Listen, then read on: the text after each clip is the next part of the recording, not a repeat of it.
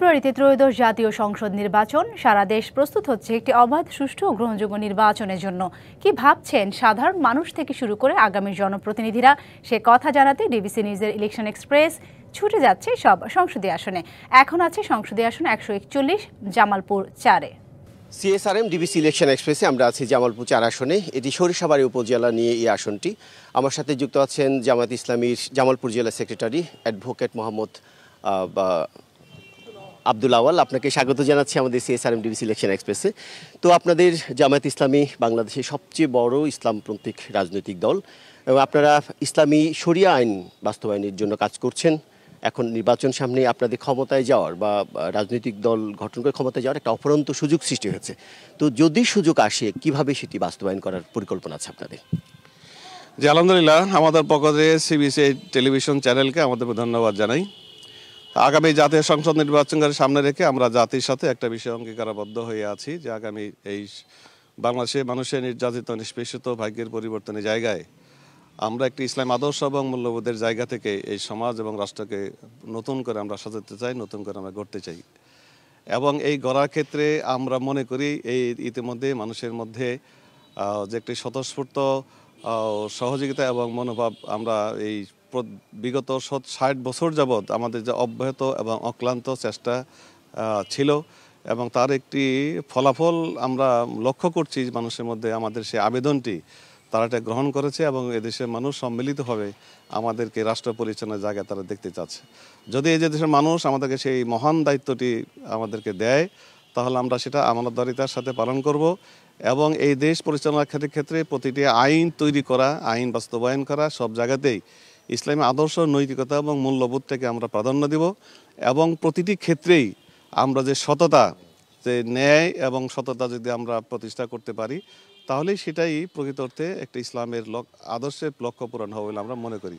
আমরা দেখছি যে বিভিন্ন রাজনৈতিক দল যখন সমাবেশ করে তখন এইরকম কথা শুনি, কিন্তু সত্যিকার অর্থে যে আমাদের নতুন বাংলাদেশ প্রায় 1.5 বছর হয়ে গেল, নতুন বাংলাদেশের যে প্রত্যাশা ছিল জনগণের, এখনও কিন্তু সেটি পূরণ হয়নি। তো আসলে কতটা সম্ভব কথা আর কাজের মিল করার?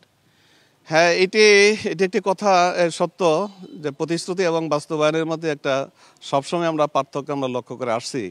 কিন্তু আমরা মনে করি যে একটা জায়গায় সফল হতে পারবো এই কারণে যে আমরা প্রথমত বিগত রাজনৈতিক দলগুলো কারোর মধ্যে সদিচ্ছার যেমন অভাব ছিল, নৈতিকতার একটা ঘাটতি ছিল।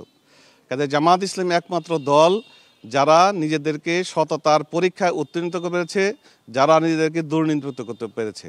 কাজে আমরা মনে করি আমরা যদি নিজেদেরকে দুর্নীতিমুক্ত রাখতে পারি, দুর্নীতির সাথে নিজেদেরকে না জড়ায়, আমার বাহিনী যদি আমি নিয়ন্ত্রণ করতে পারি, তাহলে দেশের অর্ধেক সমস্যাগুলো আপনি সমাধান হয়ে যাবে।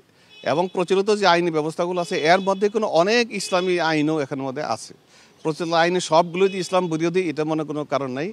সামান্য কোনো জায়গায় হয়তো বিষয়গুলো কিছু সাংঘর্ষিকতা আছে, কাজে সেই সমস্ত জায়গাগুলোতে আমরা মূল্যবোধের জায়গায় নিয়ে আসতে পারি এবং প্রকৃত অর্থে যদি আমরা দায়িত্বপূর্ণ জায়গায় ব্যক্তিদের একান্ত চেষ্টার মধ্যে যদি সততা, কল্যাণকামিতা, ইসলামী নৈতিকতা, মূল্যবোধ থাকে, দেশপ্রেম যদি থাকে, নিজেদেরকে যদি সংকীর্ণ রাজনৈতিক মতাদর্শের জায়গা থেকে নিজেদেরকে মুক্ত রাখতে পারে, তাহলে আমরা মনে করি আমাদের যে প্রতিশ্রুতি এবং অঙ্গীকার জাতির সাথে আমাদের, সেটা আমরা অনেকাংশে পূরণ করতে পারবো। বিভিন্ন রাজনৈতিক দল মাঠে যাচ্ছে, জনগণের কাছে যাচ্ছে, জনসংযোগ করছে, নির্বাচনী হাওয়া বইছে।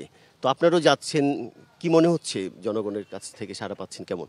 হ্যাঁ, এটা আমরা জনগণের দ্বারে দ্বারে তো আমরা যাচ্ছি এবং এই মুহূর্তে আমরা জনগণের মানসপটে যে আমাদের প্রতি ভালোবাসা এবং দরদ, সেটা একটা অভাবিত, যেটা আমরা 1 বছর আগেও হয়তো আমরা নিজেরাও চিন্তা করিনি এবং ভাবি নাই যে জনমানুষের মধ্যে আমাদের অবস্থানটা এতটা জড়ে আছে।